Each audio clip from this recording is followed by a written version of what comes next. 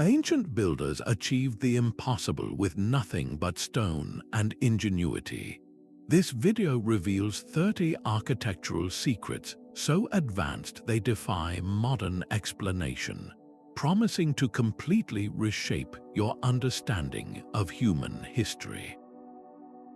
How did cultures across the globe move 100-ton blocks with perfect precision?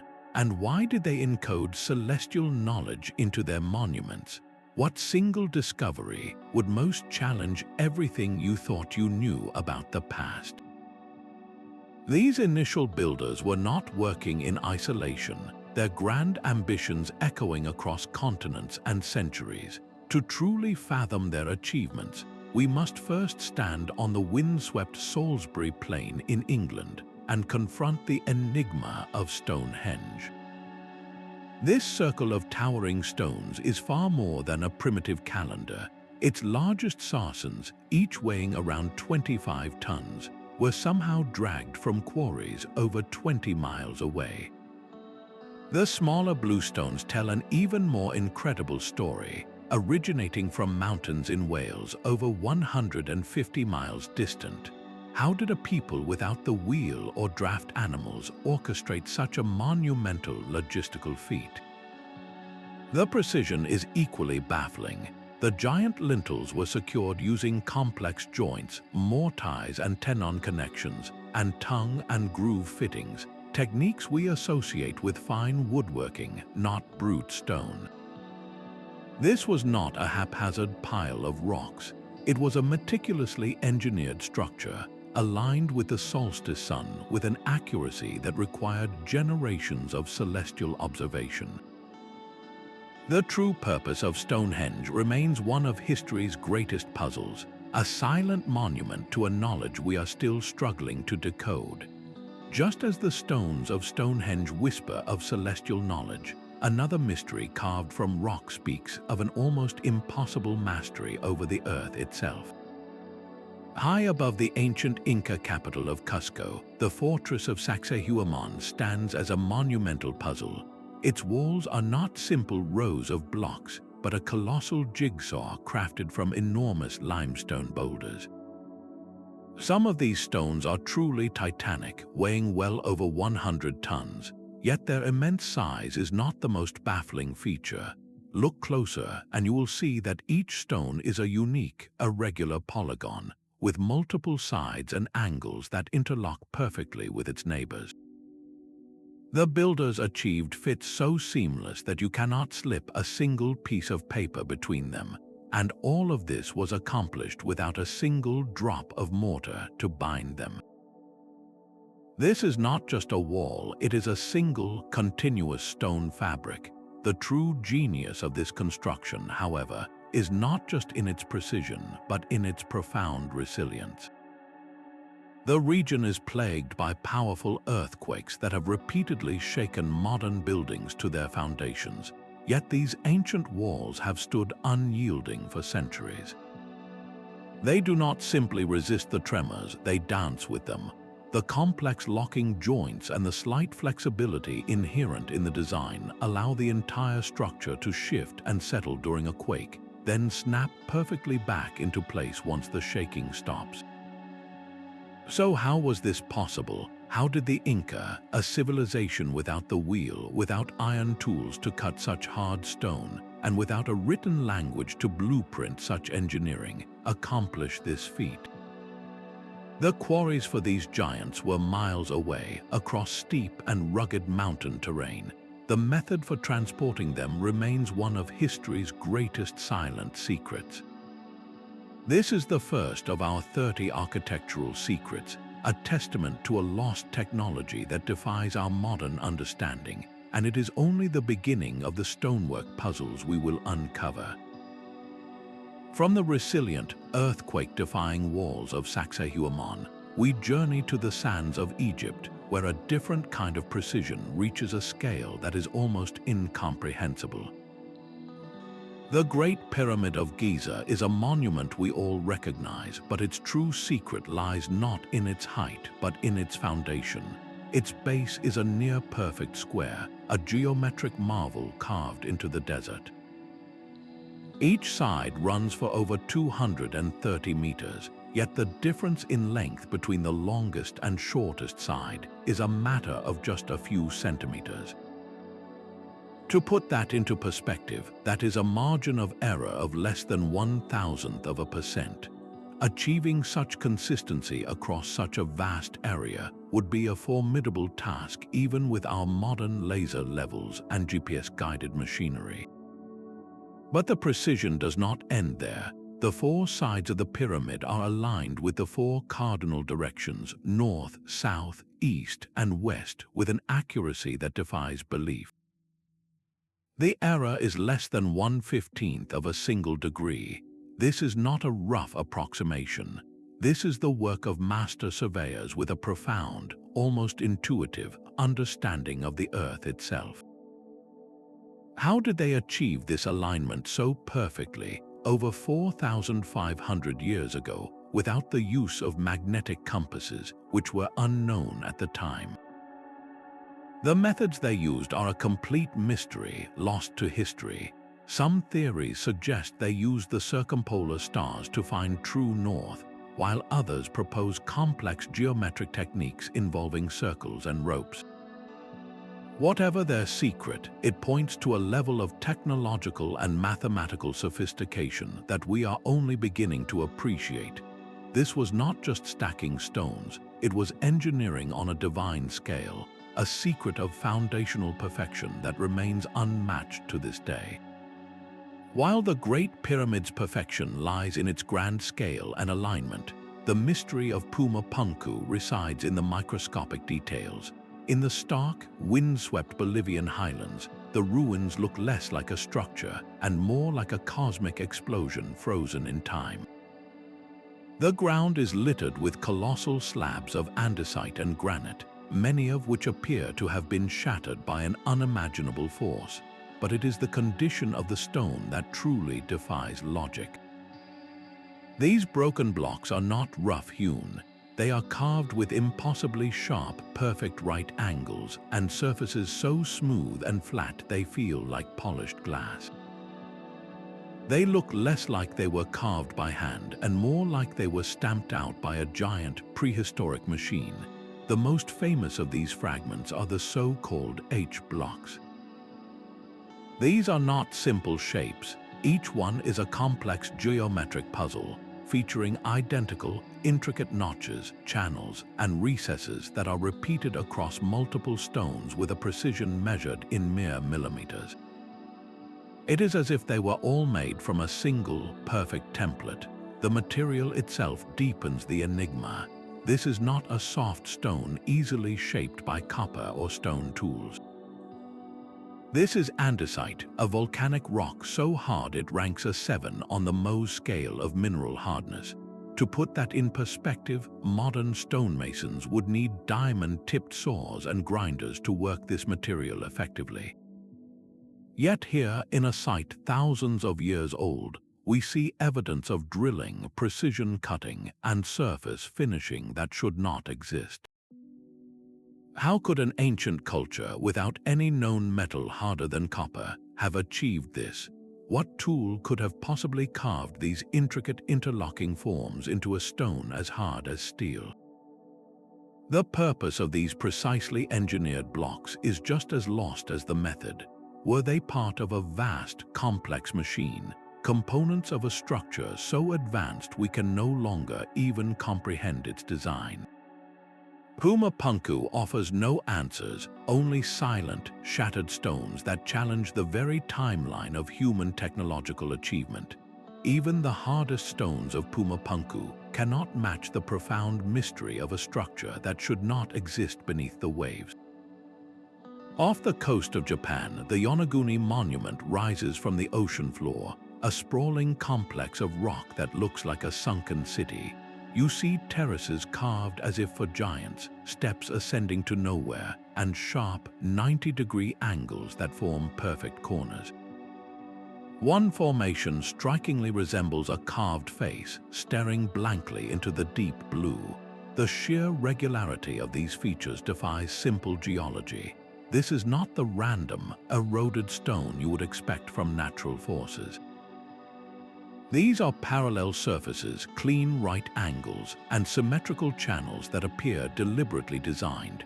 For some researchers, this is undeniable proof of a man-made complex, a relic from a time over 10,000 years ago when this area was dry land, part of a vast coastal plain.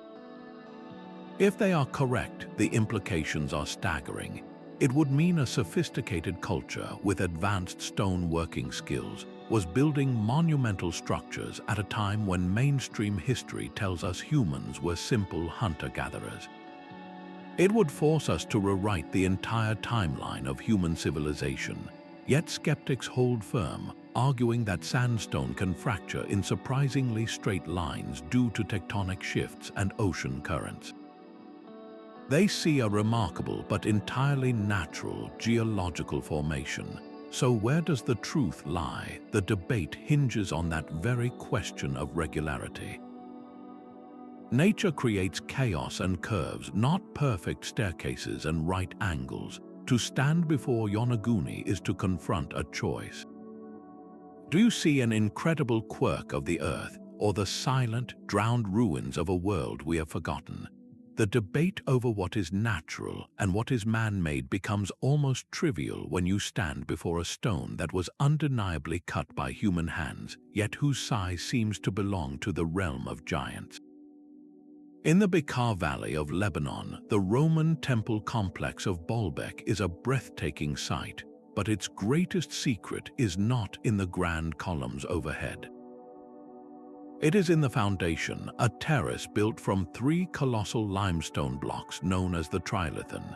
Each one of these stones is a monument in itself, stretching over 60 feet long and weighing an estimated 800 tons. To put that staggering weight into perspective, that is the equivalent of 2 fully loaded jumbo jets. And they were not just dropped in place, they were lifted over 20 feet high and fitted together with a precision that would be difficult to achieve even today. The Romans were master engineers, but the logistics of the Trilithon pushed the boundaries of belief. How do you move a single 1,000-ton block, let alone 3 of them, from a quarry nearly a mile away across uneven terrain? They left no records, no engineering diagrams to explain this feat, but the mystery deepens just a short walk from the main platform. In the quarry lies the true behemoth, the stone of the pregnant woman. This partially quarried block is a stupefying sight. It is larger than any of the Trilithon stones, estimated to weigh over 1,650 tons. It was cut free from the bedrock, but for reasons lost to time, it was never moved. Its existence proves that the builders were not just attempting the impossible, they were planning to repeat it on an even grander scale. Modern engineers have theorized about systems of ropes, rollers, and immense manpower, but no proposed method convincingly solves the puzzle of how such mass could be manipulated with such control. This suggests a lost technology, a construction secret so profound that even the Romans, who proudly claimed the site, may have been building upon the work of a far more ancient and advanced civilization. The stones of Baalbek are a silent, crushing testament to a knowledge we can no longer comprehend.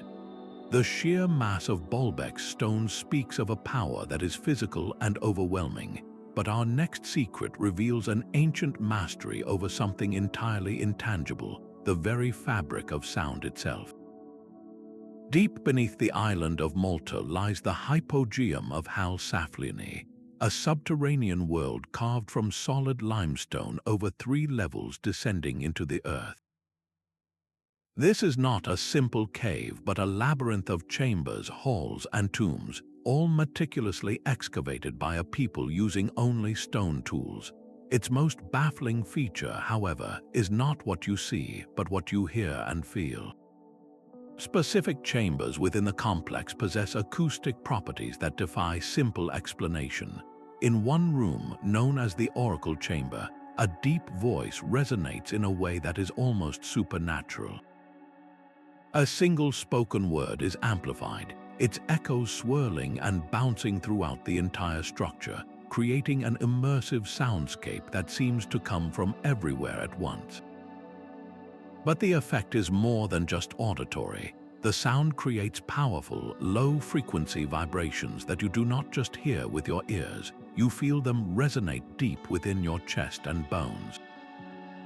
This was no architectural accident. The dimensions of the chambers, the curvature of the walls, and the specific placement of niches were all deliberately calculated to manipulate sound waves with stunning precision. How could a Neolithic culture over 5,000 years ago have possessed such a sophisticated understanding of sonic physics? What was the purpose of this carefully engineered resonance? Was it used for religious rituals, to induce altered states of consciousness, or to transmit messages through the stone? The knowledge required to design such a space is something we typically associate with modern concert halls and acoustic engineering.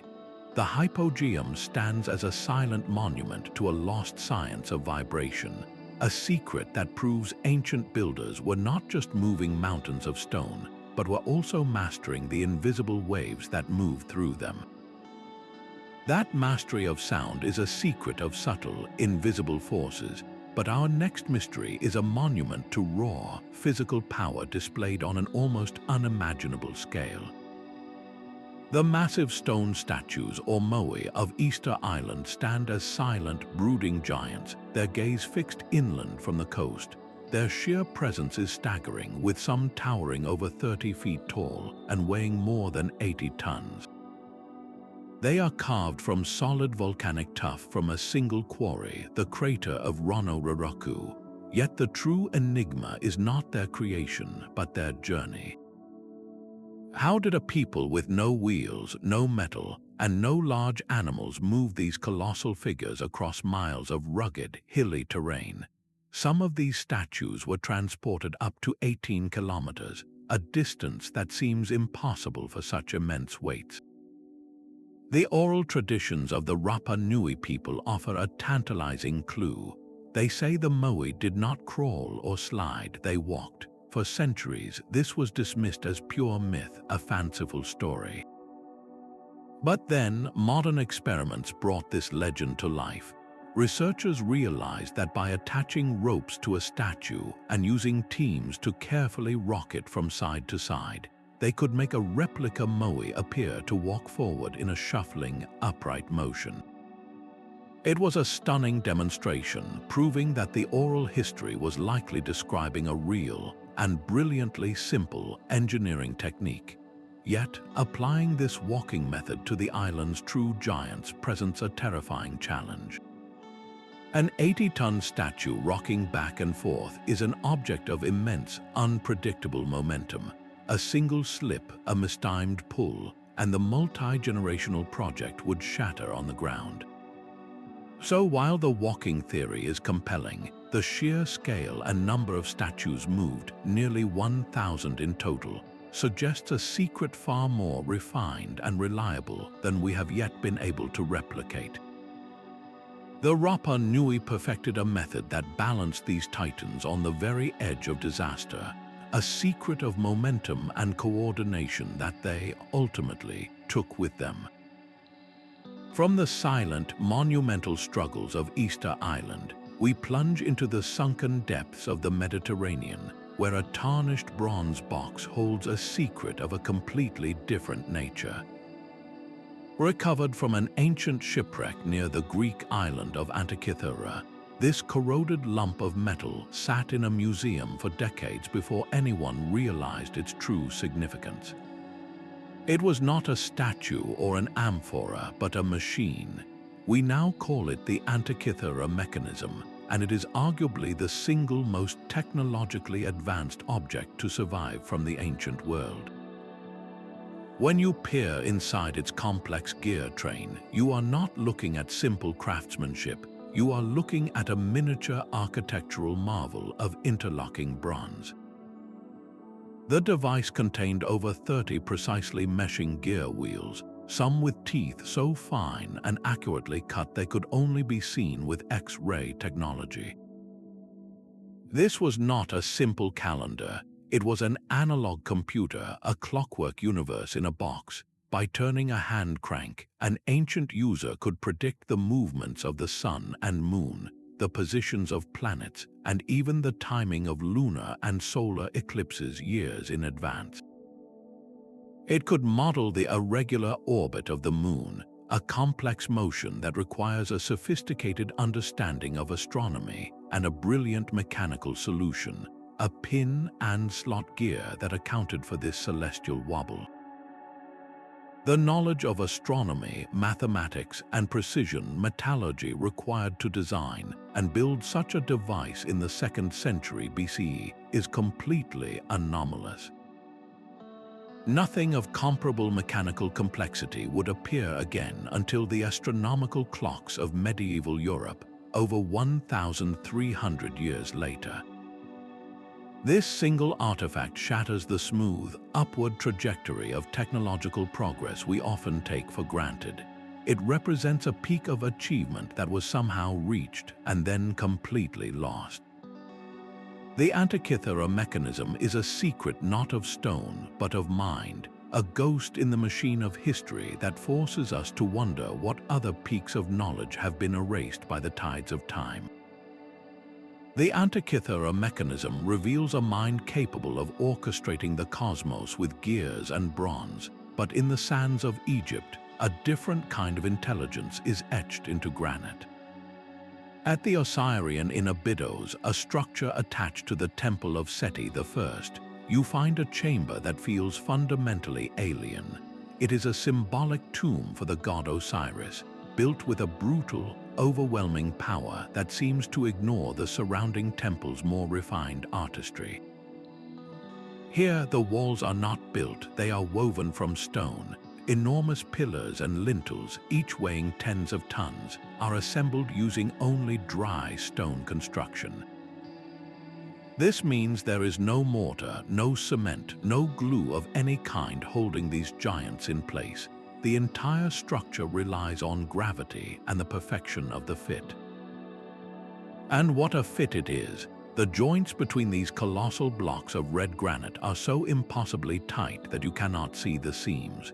The stone appears to be a single, continuous surface, as if the rock itself grew into this precise, geometric form. This is a level of precision stone cutting that we would struggle to replicate even with diamond-tipped saws and computer-guided machinery. The engineering knowledge required to achieve this is profound.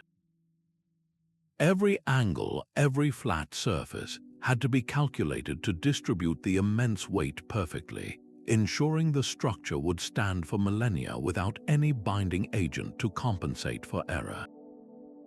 This is not the style of the New Kingdom pharaohs who built the temples around it. It is a megalithic style, a way of building that feels ancient, primordial, and out of place. It echoes the cyclopean structures we find in places like Sacsayhuamán, a construction secret from a much older, forgotten time. Why does this one chamber, dedicated to a god of the underworld, display a construction technique that is completely anomalous in the Egyptian architectural record? It suggests a far older origin, a foundation laid by a civilization whose name is lost to history, a people who possessed a stone-working secret so advanced that even the mighty Egyptians may have simply built upon their sacred ground. From the subterranean chambers of sound to the cosmic gears of a bronze computer, we have seen how ancient secrets defy our expectations. But what if the greatest canvas for these mysteries was not a chamber or a mechanism, but the earth itself? High on the arid plains of southern Peru, the Nazca Desert holds a secret written on a scale so vast it can only be comprehended from the heavens. Here, the land is a parchment of dark pebbles, scraped away to reveal the lighter sand beneath, creating lines and figures that stretch for kilometers. These are the Nazca Lines, a gallery of giants. You will find a hummingbird with wings outstretched over 50 meters, a spider with legs intricately detailed, a monkey with a spiraling tail, and geometric shapes so immense and perfect they form colossal triangles and trapezoids that run straight as an arrow to the horizon. The sheer size is the first mystery. How do you create a 200-meter-long pelican with every curve and proportion perfectly rendered when you are standing on the ground, unable to see more than a disjointed fragment of the whole? The creators of these geoglyphs, the Nazca people, worked between 2,000 and 1,500 years ago. They had no hot air balloons, no flying machines, no way to check their progress from above. Their method, in principle, seems straightforward. They likely used simple ropes, stakes, and basic surveying techniques to plot out the designs.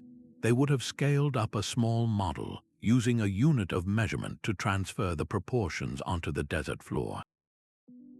But the flawless execution is what baffles the modern mind. A single crooked line, a misplaced stake, and the entire figure would be distorted beyond recognition. This required not just planning, but generations of workers coordinating with absolute precision, following a master plan they could never fully witness. The desert itself guards their work. The region is one of the driest on Earth, with minimal wind and rain, allowing these fragile scrapings in the sand to survive for over 2 millennia. Yet this perfect preservation only deepens the central question.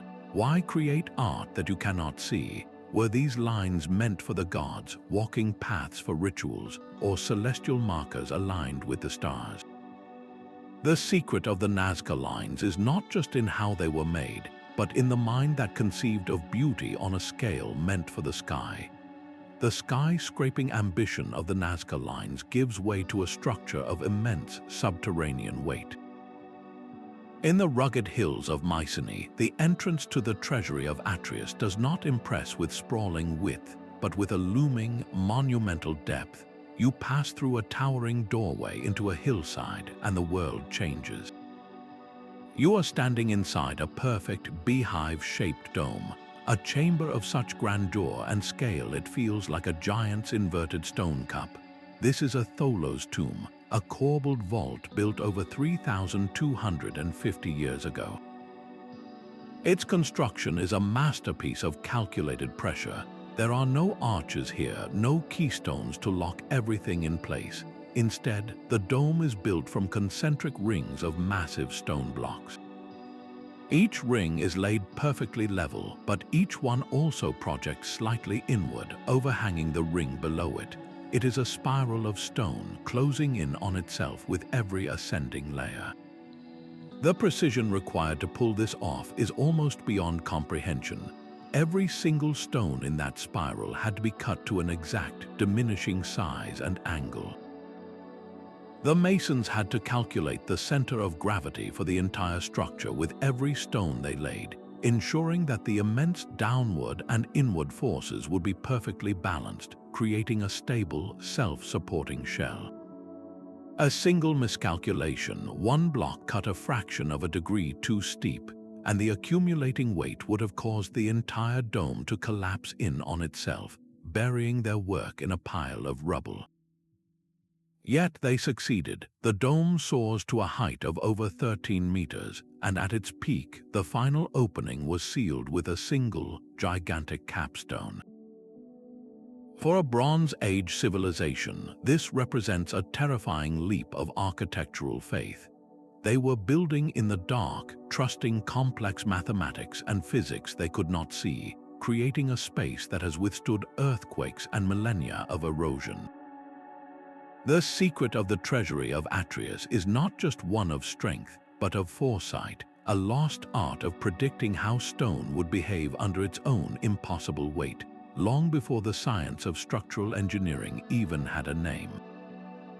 The profound weight of the Treasury of Atreus gives way to a city that carries the weight of an entire ocean. This is the legend of Dwarka, a golden metropolis described in ancient Hindu texts as a city of grandeur, built by the god Krishna himself. The scriptures tell of its eventual fate, a magnificent capital swallowed whole by the sea after Krishna's departure from the world. For centuries, this was considered a beautiful myth, a symbolic story with no basis in physical reality. Then the divers went down. Off the coast of modern-day Dwarka in Gujarat, India, the ocean began to give up its secrets. Scattered across the seabed, archaeologists found not isolated artifacts, but the bones of a city. They uncovered massive stone blocks, some weighing several tons, arranged in geometric formations that clearly outlined streets and foundations. They retrieved stone anchors, pillars, and pottery, all lying in a silent, watery grave. The layout is not haphazard. It speaks of urban planning, of a deliberate and sophisticated grid that could only belong to a major, organized settlement.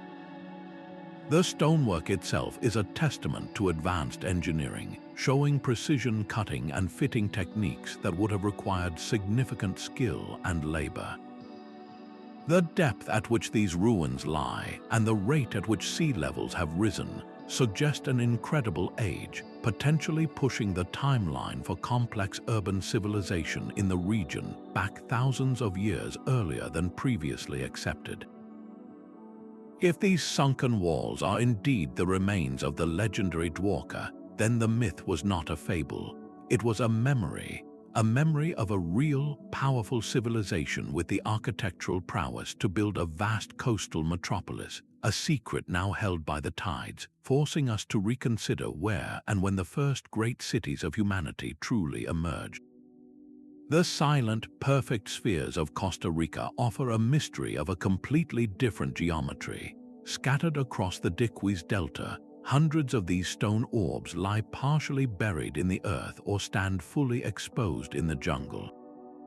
They are not rough, natural boulders. They are meticulously carved monuments, some over 2 meters in diameter and weighing several tons, and their most astonishing feature is their near-perfect spherical shape. To achieve such symmetry in solid stone is a formidable challenge even with modern machinery. Yet these spheres, carved from hard gabbro rock, display a smoothness and roundness that is almost unnatural. How did an ancient people, using only stone hammers and other primitive tools, manage to create such geometric perfection? The process would have been agonizingly slow. It likely began by roughly shaping a large boulder with fire and water, heating the stone and then cooling it rapidly to create fractures. Then, with endless patience, artisans would have pecked away at the surface with harder stones, slowly grinding it down toward a sphere. But the final step, achieving that flawless curvature, is the true enigma. Without blueprints, without precision measuring tools, how did they know when they had reached perfection? Some researchers believe they used a system of strings and stakes to constantly check the curvature from multiple points, a painstaking process that would have required a deep, intuitive understanding of geometry. The purpose of these enigmatic objects is just as lost as the method of their creation. Were they astronomical markers arranged to point to celestial events? Were they symbols of power laid out in plazas to signify the authority of a chief? Or did they represent celestial bodies, a model of the cosmos carved into the earth, the culture that made them vanished centuries ago, taking their knowledge with them? All that remains are these silent, perfect forms, a secret of spherical precision that defies both our tools and our imagination. The silent perfection of Costa Rica's spheres gives way to an architectural ambition so profound it seems to defy the very logic of construction. In the highlands of Ethiopia, the town of Lalibela is home to a secret not built upward, but excavated downward into the earth. Here, in the 12th and 13th centuries, a breathtaking project unfolded, resulting in 11 monolithic churches, each one carved from a single, massive block of volcanic rock. The builders did not assemble these structures stone by stone. They revealed them by removing everything that was not the church. Imagine standing on a solid plateau of stone and envisioning a complete building buried deep within it. Your task is not to build, but to carve a massive trench around the shape of that building, descending story by story, until the entire structure stands freestanding in a giant pit. This is precisely what they achieved. The most iconic of these is the Church of St. George, or Bet Georgis, a breathtaking sight. From above, you see a perfect Greek cross, 30 by 30 meters, sunk deep into the earth. Its roof lies level with the surrounding ground, making the church invisible until you are standing at the edge of the chasm that surrounds it. The builders had to work with a terrifying level of foresight. There was no room for error. You cannot add rock back once it is chiseled away. Every cut, from the intricate windows and doors to the interior arches and columns, had to be planned with absolute precision from the very beginning. They used simple tools, hammers and chisels, to accomplish what we would now do with dynamite and excavators. The logistical planning alone is staggering, requiring a master architect who could see the finished, hollowed form in the solid rock and guide teams to carve it out from the top down. This is a secret of negative space, of creating not by addition, but by sublime and fearless subtraction. The result is a subterranean sanctuary that feels both monumental and miraculously delicate, a testament to a faith so powerful it could literally move mountains, one chip of stone at a time. The silent, excavated sanctuaries of Lalibela represent a profound act of faith carved from rock, but the Great Pyramid of Giza holds a secret that is not just physical, but potentially energetic. While its foundational precision is staggering, the pyramid appears to interact with the very fabric of our world in ways we are only beginning to measure. Scientific studies have revealed that the pyramid's iconic shape does something extraordinary with electromagnetic energy. Its geometry seems to focus and concentrate this invisible force, channeling it into its internal chambers and even into the space directly beneath its vast base. Think of it not just as a tomb of stone, but as a kind of resonator for the Earth's own energy fields. This property intertwines with its most famous feature, its near-perfect alignment to the cardinal directions. We already know the builders achieved this directional accuracy with an error of less than 1/15 of a degree, a feat typically explained by their mastery of the stars. But what if their goal was not merely symbolic or calendrical? What if this precise orientation was a critical component in a larger design, one intended to harmonize the structure with the planet's natural magnetic fields?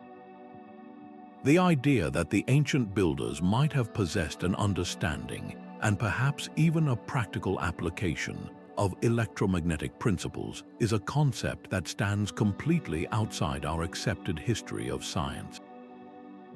It suggests a knowledge of physics that we do not attribute to a civilization with copper tools. This adds a profound, invisible layer to the pyramid's mystery. It is no longer just a question of how they built it, but what they built it to do. Was this colossal structure merely a royal tomb? Or was it something far more complex, a machine of stone silently humming with a power we can barely detect? Deep beneath the sands of Egypt, hidden below the grand halls of the Temple of Hathor at Dendera, lies a secret of claustrophobic artistry. A labyrinth of narrow tunnels and cramped crypts weaves its way through the foundation, a stark contrast to the open, columned courts above. The walls of these subterranean passages are not left bare. They are a canvas of intricate reliefs, covered in sacred symbols and hieroglyphs carved with stunning precision. But this is where the mystery tightens its grip. These tunnels are so incredibly confined, some barely wide enough for a single person to squeeze through sideways. The ceilings are low, the air would have been thick and still, and the darkness would have been absolute, broken only by the faint, flickering light of a small oil lamp. How did teams of artisans wielding chisels and hammers manage to execute such detailed, flawless carvings in these impossible conditions? There was no room to stand back and assess their work, no space for broad, sweeping arm movements. Every delicate cut, every graceful curve of a hieroglyph had to be performed in near total darkness, in a space that felt more like a tomb than a workshop. The logical sequence of construction is equally baffling. Did they carve the tunnels first and then decorate the walls? If so, the working conditions were a nightmare of constraint. Or did they carve the stone panels before the tunnels were fully enclosed? An approach that would require a terrifyingly precise understanding of structural engineering, knowing exactly which stones to place and when, to avoid collapsing the entire network. This points to a secret method, a lost procedure for underground sacred architecture. Perhaps they used specialized, compact tools we have not yet discovered, or a system of mirrors to reflect light deeper into the passages, or a construction blueprint of such accuracy that the artwork was pre-planned for each specific stone. The tunnels of Dendera were not mere foundations, they were a vital part of the temple's spiritual function, a hidden realm for rituals connected to the afterlife. The sheer perfection of their art, achieved in utter blackness and confinement, suggests that for these ancient builders, sacredness was not just in the grand and visible, but in the perfect execution of details meant only for the gods to see.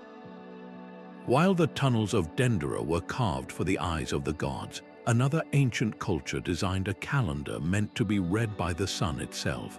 High atop Fajoda but in Choco Canyon, 3 immense stone slabs lean against a cliff face. To a casual observer, they are just fallen rocks, but to the ancestral Pueblones 1,000 years ago, they were the key to a celestial clock. Behind these slabs, they carved a spiral petroglyph into the rock, a simple and elegant design. The true genius, however, lies in the alignment. The slabs were not randomly placed, they were positioned with breathtaking precision to act as a lens for sunlight. At the peak of the summer solstice, a dagger of light, sharp and narrow, slices perfectly through the gaps between the stones to pierce the very center of the spiral. Months later, during the winter solstice, the sun's angle shifts, and 2 distinct daggers of light appear, framing the entire spiral on either side. This is not a vague alignment. It is a complex, multi-part solar calendar that marks the turning of the year with unwavering accuracy. How did a people without written records or metal tools achieve this? They had to possess a deep, generational understanding of the sun's shifting path across the sky. They needed the mathematical foresight to calculate the exact angles at which light would fall through those specific gaps, not just for one day, but for the entire solar cycle. Then they had to maneuver 3 colossal stone slabs, each weighing several tons, into the perfect position to create those gaps. This was not a simple sundial, it was an architectural instrument built from the landscape itself. The Sun Dagger transforms a cliff face into a working observatory, a perfect fusion of cosmic knowledge and stone. It showcases a level of scientific integration that feels utterly modern, a secret of light and shadow that proved time itself could be etched into stone. From the celestial precision of the Sun Dagger, we travel to the misty highlands of Scotland, where ancient ramparts hold a secret written in fire.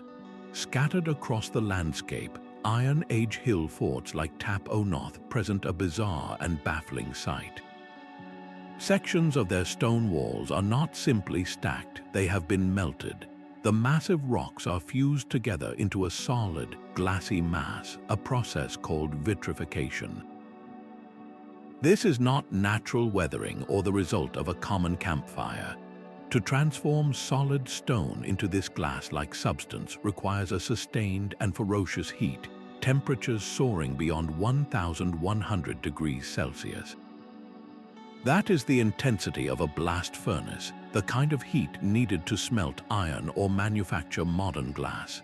How could Iron Age people, over 2,000 years ago, possibly generate and, more importantly, control such an inferno. The scale of the effect is immense, encompassing large sections of defensive walls that are meters thick and many meters long. This was no small, contained experiment.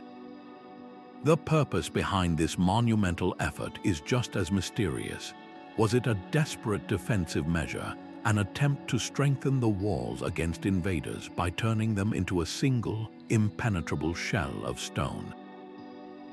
If so, the process would have been incredibly dangerous and might have even weakened the structure in the short term. Or was it a ritual act, a symbolic purification of a sacred space through a transformative fire so powerful it could melt the earth itself? Perhaps it was the result of a catastrophic attack, but the vitrification is often found only in specific, controlled sections, not throughout the entire fort, suggesting a deliberate action rather than random destruction. The secret of the vitrified forts is a thermal puzzle. It suggests a lost pyrotechnical technology, a method for wielding fire as a tool of construction on a gargantuan scale. These silent, glassy stones stand as a stark reminder that the ancient world could conjure forces we still struggle to explain. While the vitrified forts of Scotland reveal a mastery over fire, another ancient civilization perfected the art of carving a world from the dark. In the heart of Cappadocia, Turkey, the landscape of soft volcanic rock hides an entrance to a kingdom that exists entirely beneath the surface. This is Derinkuyu, a subterranean metropolis that plunges 18 levels deep into the earth. This was not a simple refuge or a handful of caves. It was a fully functional, self-contained city capable of sheltering up to 20,000 people for months at a time. The scale is almost impossible to grasp from above ground. You descend through a labyrinth of tunnels into a universe of stone. There are not just living quarters, but entire neighborhoods carved with precision. You find stables for livestock, spacious communal kitchens, churches with vaulted ceilings for worship, and even sophisticated wine presses for producing a vital staple. Every element of a thriving surface community was replicated here in perpetual twilight. The true genius of Derinkuyu, however, lies in its life support systems. A network of over 50 ventilation shafts, some stretching all the way from the deepest chambers to the surface, ensured a constant supply of fresh air. Even on the 18th level, hundreds of feet down, the air would not grow stale or toxic. They also engineered their own water supply, tapping into underground aquifers through deep, protected wells that were impossible for surface attackers to poison. And for security, the architects designed the ultimate deadbolt, massive, circular stone doors. These were immense rolling stones, each weighing several hundred kilograms, that could be slid into place from the inside to block key passageways, sealing entire sections of the city from intruders. The urban planning required for such an endeavor is staggering. This was not a haphazard excavation that grew over time. It was a meticulously pre-planned architectural feat. The builders had to calculate structural loads for each floor, design the ventilation and water systems before a single tunnel was dug, and coordinate the excavation of hundreds of individual spaces that all had to connect into a cohesive whole. How did they navigate and map this three-dimensional puzzle in the absolute dark? What knowledge of geology and engineering allowed them to create a stable city that has not collapsed over centuries? Derinkuyu is a secret not of monuments reaching for the sky, but of a civilization that knew how to retreat into the earth itself, a lost masterpiece of underground survival built with a foresight that feels both ancient and eerily modern. This urban planning was not born of royal decree or divine command, but from a collective, almost modern vision of civic order. In the Indus Valley, around 4,500 years ago, the city of Mohenjo-Daro rose not as a chaotic sprawl, but as a masterpiece of deliberate design. Its streets were laid out in a near-perfect grid system, a rigid geometry of wide main avenues and smaller, connecting lanes that created orderly city blocks. This was not an accident. It was the result of a central, organizing intelligence that planned the entire city before a single brick was laid, and those bricks themselves hold another secret. They were standardized. Whether you were building a grand public bath or a modest house, you used bricks of the same precise proportions, with a ratio of 4:2:1. This meant every builder in the city was working from the same blueprint, creating a harmony and efficiency that would be the envy of many modern developers. But the true genius of Mohenjo-Daro lies beneath the streets. The city possessed the world's first known, comprehensive urban sanitation system. Nearly every house had its own bathroom and a dedicated waste disposal chute that connected to a city-wide network of covered sewers running under the main streets. This was not a primitive ditch. These were carefully engineered drains built with precisely laid bricks and equipped with manholes for regular cleaning and maintenance. They carried wastewater away from homes and into the city's outskirts, protecting the population from waterborne disease on a scale that would not be matched for millennia. How did this civilization achieve and maintain such a high standard of living for centuries, all without the pyramids, palaces, or giant statues we associate with ancient power? There is no evidence of a mighty pharaoh's tomb, no grand temple to a king, no colossal monument celebrating a ruler's ego. The secret of Mohenjo-Daro is not one of monumental glory, but of quiet, brilliant administration. It challenges the very idea that early civilizations needed a single, all-powerful ruler to organize society. This was a society that prioritized public health, civic order, and standardized living for its citizens above all else. Its power structure remains a complete mystery, a silent, democratic-like secret that forces us to reconsider the many paths human civilization can take. The quiet civic order of Mohenjo-Daro gives way to a subterranean world of sheer, inexplicable scale. In 1992, farmers in China's Zhejiang province were draining ponds and stumbled upon a hole that led not to a small cavern, but into a vast, silent darkness. This was the first glimpse of the Longyu Caves, a discovery that would reveal one of the planet's largest hand-carved subterranean complexes. The sheer volume is staggering, covering an area of over 30,000 square meters. That is equivalent to carving out more than 5 full-sized football fields entirely from solid sandstone. The rock that was removed, an estimated 1 million cubic meters of it, had to be taken somewhere, yet no trace of this colossal amount of debris has ever been found. But the true mystery is not just the empty space, it is the nature of the carving itself. Every single surface, from the soaring ceilings to the massive supporting pillars and the smooth, slanted walls, is covered in the exact same pattern of parallel chisel marks. These are not random strikes, they are perfectly uniform, a consistent series of lines carved at a precise 60-degree angle, covering every inch of the caverns as if applied by a single, giant machine. This uniformity points to a massive, highly organized workforce operating with a systematic, almost industrial methodology. They were not simply digging holes, they were precisely sculpting a hidden world according to a master plan. The rooms themselves are vast halls with precise proportions, their shapes and angles suggesting a purpose far beyond simple quarrying. Who commissioned this monumental project? And why is there not a single historical record, not one scroll or legend, that mentions such an immense undertaking? The logistics alone are mind-boggling, a secret of coordinated labor and lost intent that makes this complex one of China's greatest and most silent architectural enigmas.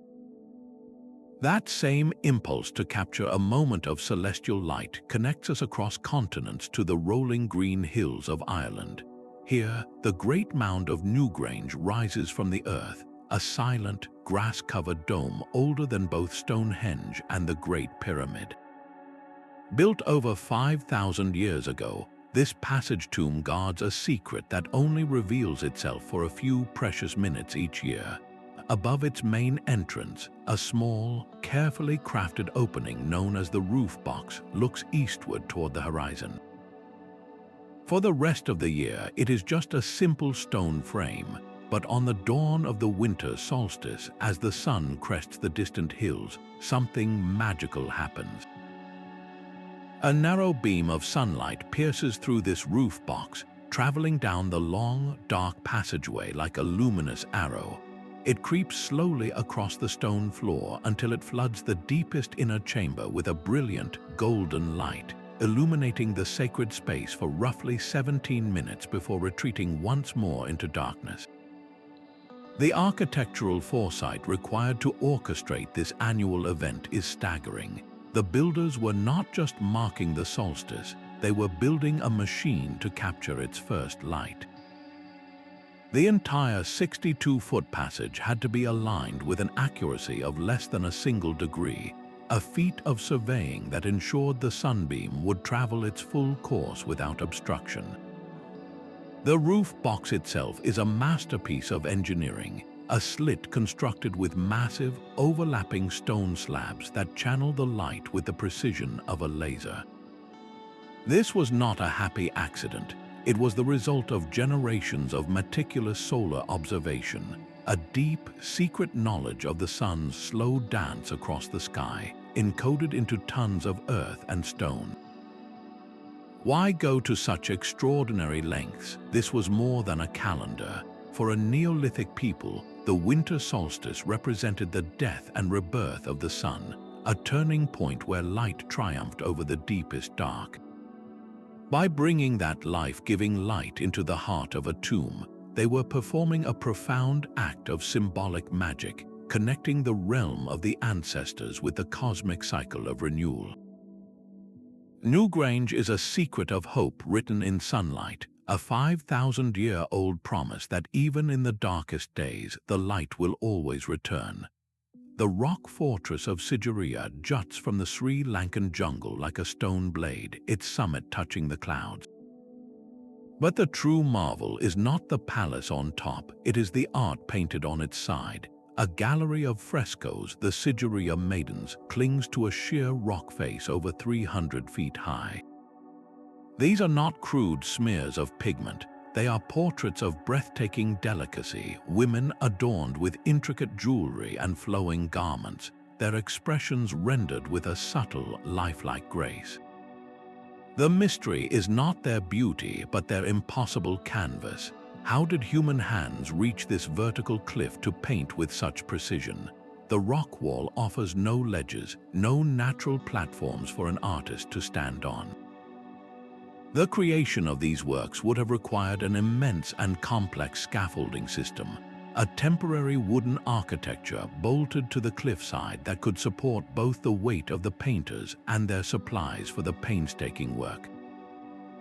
Yet when the last brushstroke was dry, this entire support structure vanished. No sockets for beams, no notches for ropes, no trace of the colossal wooden skeleton that must have once hugged the rock has ever been found.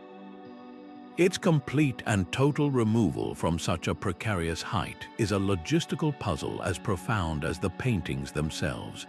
The entire operation, from construction to dissolution, was executed with a ghost-like efficiency, leaving behind only the silent, beautiful maidens on their unreachable wall, a secret of access and egress that defies every law of practical construction. The impossible paintings of Sigiriya hang in silent defiance of gravity, but another stone canvas carved on a single, monumental slab defies our understanding of time itself. In the stark, high-altitude plains of Bolivia, the ancient city of Tiwanaku holds one of the Andes' most profound puzzles, the Gate of the Sun. This is not a structure of many blocks, but a single, breathtaking archway carved from one solid piece of andesite, a volcanic stone renowned for its brutal hardness. Towering over 3 meters tall, the gate is a tapestry in stone, its entire surface covered in intricate, deep-cut reliefs. At its center stands a dominant figure, often identified as the staff god, holding ceremonial staffs and radiating an aura of absolute authority. But the true mystery radiates outward from this central deity. Surrounding him is a complex frieze of 48 winged figures, 32 with human faces and 16 with condor heads, all appearing to run in a perpetual procession toward the center. The precision of this carving is what first arrests the eye. The lines are incredibly sharp and deep, the edges crisp and clean, as if cut not by hammer and chisel but by some form of ancient, high-powered tool. To achieve such clarity in andesite, a stone that can blunt modern steel tools, suggests a technique far beyond simple pounding and grinding. The sheer force and control required to incise such elaborate, symmetrical detail into this unyielding surface remains a complete secret of Tiwanaku craftsmanship. Yet the greater enigma is what this stone book was meant to communicate. Many researchers see the frieze not as mere decoration, but as a sophisticated calendar system. The 48 figures could represent a complex count of days, months, and solar years, intricately woven into the iconography. The central god might symbolize the sun, with the entire procession charting its annual journey across the sky.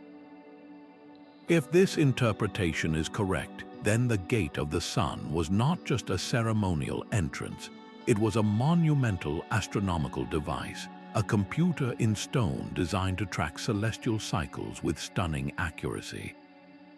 But without a Rosetta Stone to translate its symbols, the gate's true function remains locked within its own carvings. The Tiwanaku culture that created it collapsed centuries before the Inca rose to power, and with its fall, the knowledge of how to read this stone scripture and the advanced methods used to write it vanished from the earth.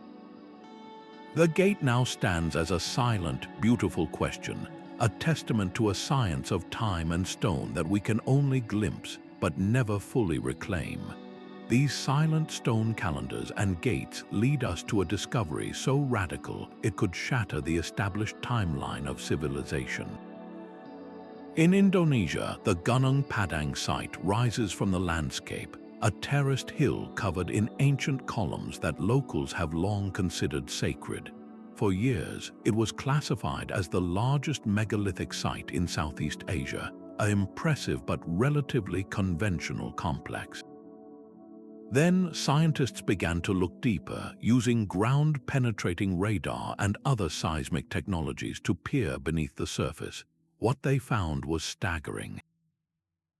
The entire hill is not a natural formation. It is a colossal, layered construction, a man-made pyramid of immense age. The structure is built in multiple tiers, with the deepest, most foundational layer dating back an almost unbelievable 20,000 years. To put that into perspective, if these dates are confirmed, Gunung Padang was already ancient when the Great Pyramid of Giza was built. It would make this site the oldest known pyramidal structure in the world by a margin of over 12,000 years. This places its initial construction deep within the last ice age, a time when our history books depict humans as nomadic hunter-gatherers, struggling for survival in a harsh world. The secret of Gunung Padang is not just one of age but of capability. Who were these people? What technology allowed them to quarry, move, and stack such enormous stones on a monumental scale during an ice age? The purpose of this vast, terraced pyramid remains a complete mystery, a silent, multi-layered puzzle. If the evidence holds, it forces a fundamental rewrite of human history, suggesting that advanced architectural ambition did not begin with the Egyptians or the Sumerians, but with a forgotten culture whose achievements are only now, slowly, being unearthed from the earth itself. Beneath the shifting sands of Saqqara, a different kind of Egyptian secret lies buried in absolute darkness.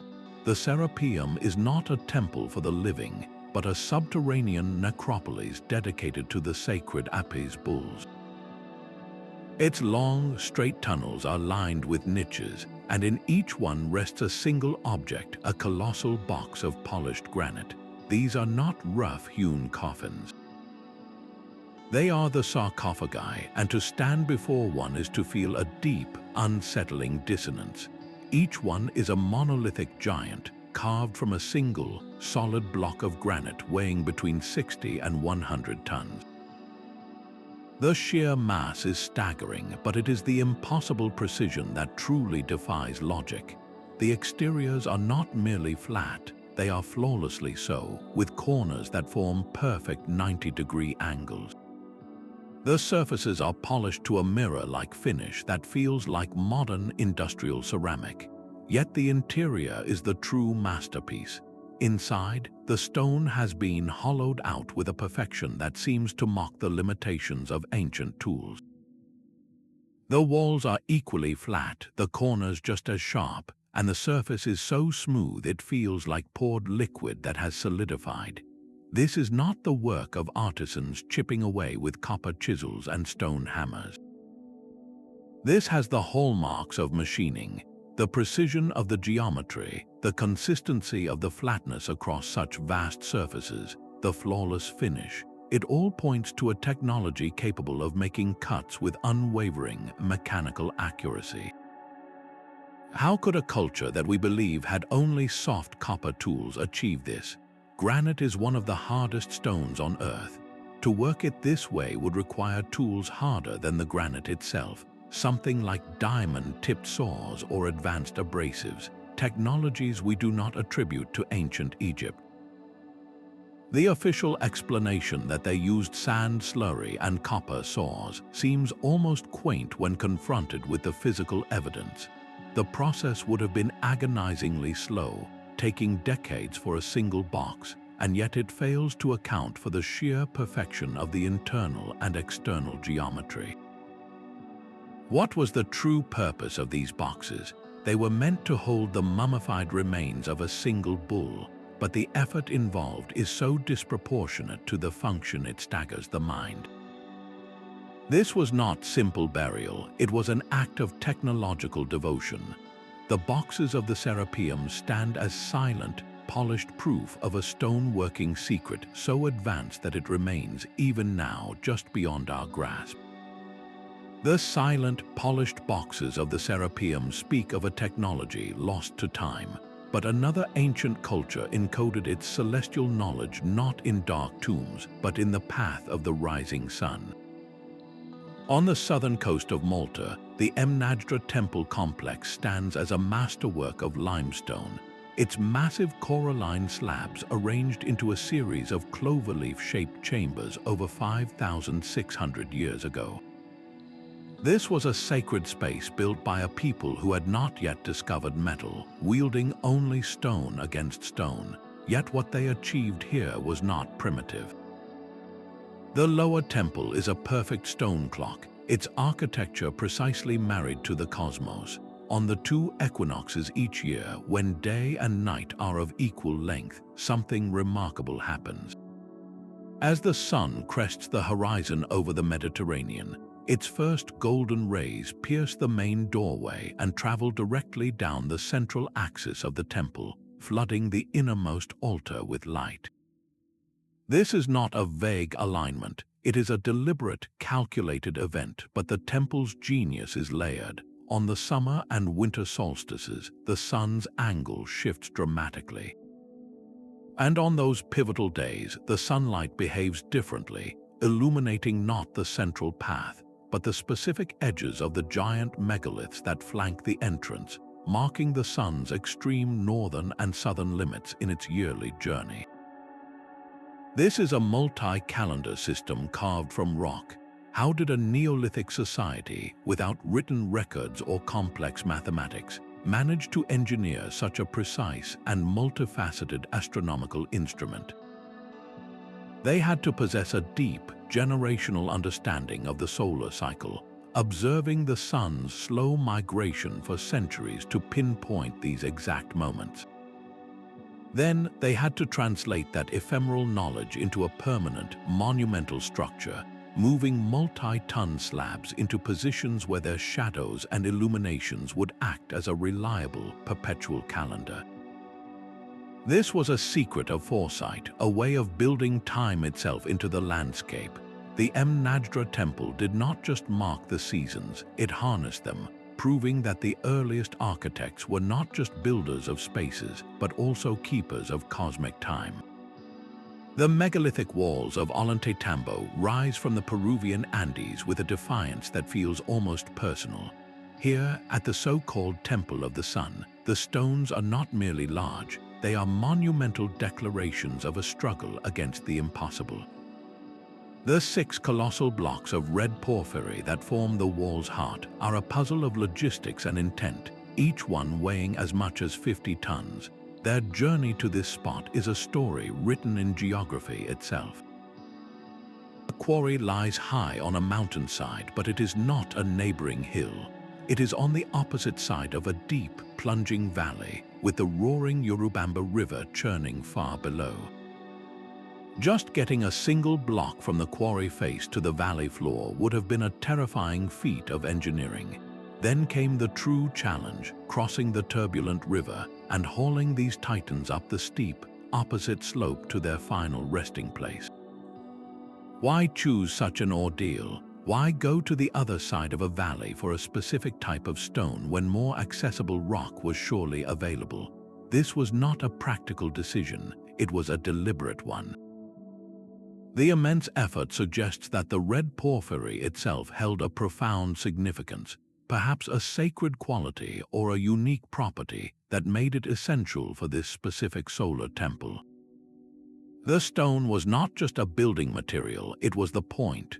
The precision of the stonework deepens the mystery. The blocks are fitted together with the now familiar, breathtaking perfection seen at Sacsayhuamán, their joints seamless, their surfaces smooth to a fine finish. This is not the work of people rushing to build a fortress. It is the patient, deliberate act of master craftsmen who knew exactly what they were doing. The method of transport remains one of the Andes' greatest silent secrets. Did they construct colossal ramps of earth and stone, sloping down one mountain and up the other? Did they have a way to float or bridge the blocks across the river? The sheer, sustained manpower required for any of these theories is staggering. The wall at Ollantaytambo stands as a testament to a secret necessity, a reason so powerful it justified moving mountains, 150-ton stone at a time, for a purpose we can no longer fully grasp. The silent, orderly stones of Karnak rise from the Breton landscape like a vast, petrified army. Over 3,000 individual standing stones are arranged in parallel lines, some stretching for kilometers across the French countryside. The sheer scale of this undertaking is almost beyond comprehension. Each granite monolith, some towering over 4 meters high, had to be quarried, transported, and erected by a Neolithic people who left behind no written records of their purpose. While we can theorize about the methods, using levers, ropes, and earthen ramps to raise these giants, the why remains one of Europe's most enduring enigmas. Why commit generations of labor to such a monumental task? One compelling theory casts the alignments as a colossal astronomical computer. The rows may have been aligned with the rising and setting of the sun and moon, creating a landscape-scale calendar to predict solstices, equinoxes, and even complex lunar cycles. Walking between the lines could have provided a way to track celestial movements with stunning accuracy. Others believe it was a sacred processional path, a route for religious ceremonies connecting the world of the living with the realm of the spirits. Yet another idea suggests the stones served as a territorial marker, a visible declaration of power and control over the land so immense that no one could question it. Perhaps the truth is a combination of all these things. The secret of Karnak is not just in its construction, but in the collective will it represents. It is a mystery of intent, a silent question posed in granite that we are still trying to answer. That same ambition to carve and raise stone giants is frozen in time at the quarries of Aswan. Here, the unfinished obelisk lies in its granite womb, a sleeping titan that never saw the sky. It is the largest known obelisk ever attempted by the ancient Egyptians, a single shaft of stone that would have soared to a height of nearly 42 meters and weighed an almost unimaginable 1,200 tons. Its sheer scale is humbling, but its true value is in its arrested state. It is a perfect snapshot, a textbook of ancient engineering caught mid-sentence. The methods are laid bare for anyone to see. The workers carved deep trenches around the obelisk's planned outline, not with saws or chisels, but by relentlessly pounding the solid granite with balls of dolerite, a stone even harder than the quarry rock. You can still see the marks of their labor, the rhythmic, bruising impact of countless strikes that slowly, chip by tiny chip, chewed through the stone. This was a battle of attrition, a testament to sheer, unstoppable human will. But while the obelisk reveals how they began, it conceals how they plan to finish. How do you detach a 1,200-ton needle from the living earth without shattering it? How do you load it onto a barge and ferry it down the Nile? And most terrifying of all, how do you stand it upright, balancing a weight greater than 200 elephants on its tiny base? These are the secrets the crack preserved. A flaw appeared in the granite, a deep fracture that made the entire monolith unstable. The workers, recognizing the fatal flaw, simply stopped. They walked away, leaving their greatest work embedded in the bedrock. The unfinished obelisk is therefore a paradox. It gives us the answers to the small questions, showing us the rudimentary tools, while forever locking away the grander secret of the logistics, the brilliant, lost physics that would have turned this prone giant into a finger pointing at the sun. Across these 30 architectural secrets, a startling pattern comes into focus. It is not merely a collection of isolated wonders, but a chorus of voices from the past, all whispering the same impossible truths. From the earthquake-defying walls of Sacsayhuamán to the celestial gears of the Antikythera Mechanism, we see a recurring mastery of megalithic construction on a scale that still baffles modern engineers. We find a deep and precise understanding of astronomy encoded into stone, from the Sun Dagger of Choco Canyon to the solstice-aligned passages of Newgrange. And again, we witness an ability to manipulate stone itself with a finesse that seems to leap over entire technological stages, from the machine-like cuts of Pumapunku to the polished, hollowed granite boxes of the Serapeum. These are not random anomalies scattered across the globe. They feel like fragments of a single, shattered picture, pieces of a lost puzzle from prehistory. What if these cultures were not working in complete isolation? What if they were each drawing from a common, deeper well of knowledge, a shared understanding of mathematics, physics, and cosmology that has since been erased from our collective memory? This collective evidence forces a profound question about the very nature of human progress. Our standard historical narrative is one of a smooth, linear ascent, a slow climb from primitive tools to complex technology. But these monuments suggest a different story, one of peaks and valleys. They hint at advanced achievements that were reached, only to be lost in some great forgetting, leaving later civilizations to rediscover principles that had already been perfected millennia before. The true secret may not be in any single structure, but in the pattern they form together, a pattern that challenges us to be open to the possibility of lost civilizations or forgotten epochs of high achievement, whose ghosts are the only monuments they left behind. From the impossible polygonal walls of Sacsayhuaman to the celestial alignment of Newgrange, these 30 architectural secrets stand as timeless riddles carved in stone. They are a humbling reminder that our ancestors possessed knowledge and skills we are still struggling to comprehend. These monuments are not just silent relics of a forgotten past. They are active puzzles challenging our most fundamental assumptions about history, technology, and the very limits of human potential. The greatest secret they hold may not be a single construction technique, but the profound realization that the story of human achievement is far richer, more complex, and more mysterious than our textbooks have ever allowed us to imagine. The evidence is written across the globe in languages of stone and starlight we are only beginning to decipher. What other secrets are still buried, waiting for their story to be told? Share your thoughts on the most baffling ancient mystery in the comments below, and subscribe to continue this journey into the unknown with us.